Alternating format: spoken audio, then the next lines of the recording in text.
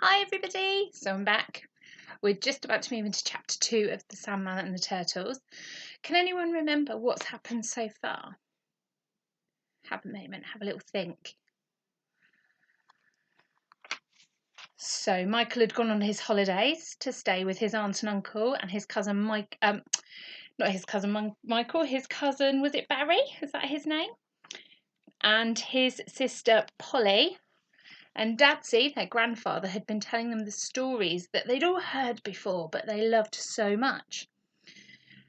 And Polly had decided that her and Michael would go down to the beach to see if they could make the Sandman. And the tide was coming in, and Polly told Sandman he loved him, and the Sandman came to life. And that's kind of where we finished off. He'd said about having some food because Michael had promised him some food. So let's read the next part of The Sandman and the Turtles by Michael Morpurgo. Chapter 2. He liked the sausage rolls, all of them. He liked the peanut butter sandwiches, the tomatoes and the boiled eggs, shells and all. Then he ate the crisps, Polly's cheese and onion and my salt and vinegar. He ate the packets too. I think he liked my salt and vinegar best because he burped long and loud when he'd finished. Polly smiled at that and he winked at her. The orange juice went down in one gulp, and then he sat back against a rock and wiped his mouth with the back of his hand. "That's better," he said. "I'm more me old self again now." And then his brow furrowed as he looked past us out to sea. "Will you look at that now? Me poor old coracle, quite upside downded. I made it all myself, so I did. I showed 'em. You'll never float in that, they said. Watch me, I said. Just watch me. And I did it, just like I said I would. All the way here by coracle. And then, well, I had a little bit of an accident, that's all. I'm not making excuses, but it was all down to me empty stomach, you see. I hadn't bought quite enough food along for the ride. Sure, I didn't know how far it would be, and I can't be doing without me food. Sends me right off to the land of Nod." What's the land of Nod? Sends him off to sleep if he doesn't eat. "I can't help myself.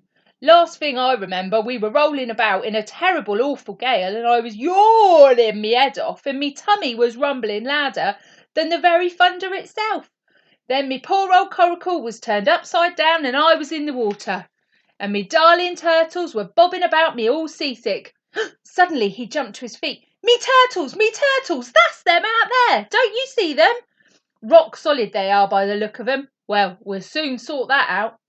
And he stuck his fingers into his mouth and whistled. "Will you wake up, you dozy boys? Wake up now." And he whistled again, louder this time. First, one turtle lifted its head out of the sea, and then another and another. And I'm telling you, not a word of a lie, the 3 turtle rocks began to glide towards us through the water. Polly and I, we just stood and gaped as the giant turtles rode through the surf and flippered up across the tide-ribbed sand.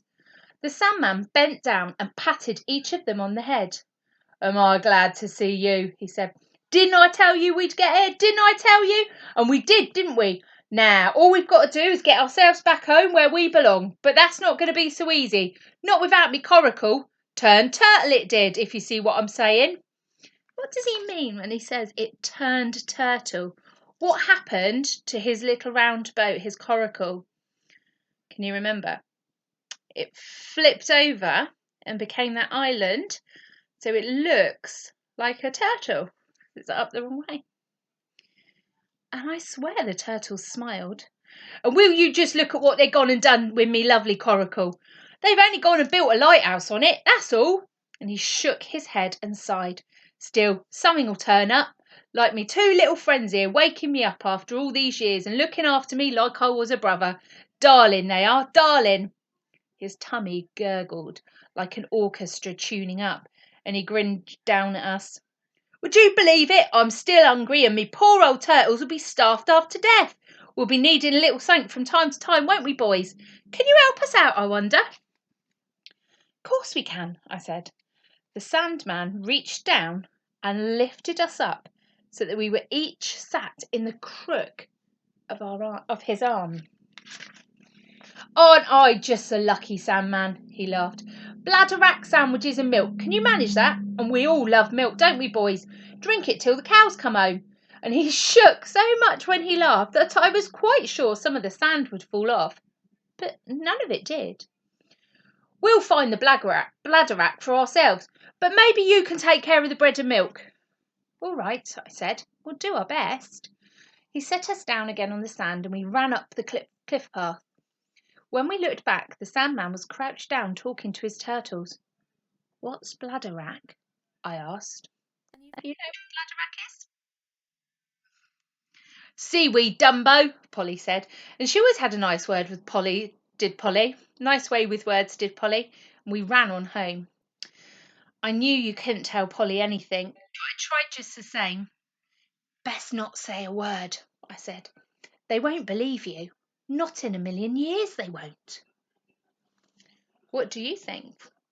If you were Polly's mum and dad, or Dadsy, would you believe what Polly and Michael were telling you? Would you believe that they'd gone to the beach and they'd built a Sandman and he'd come to life?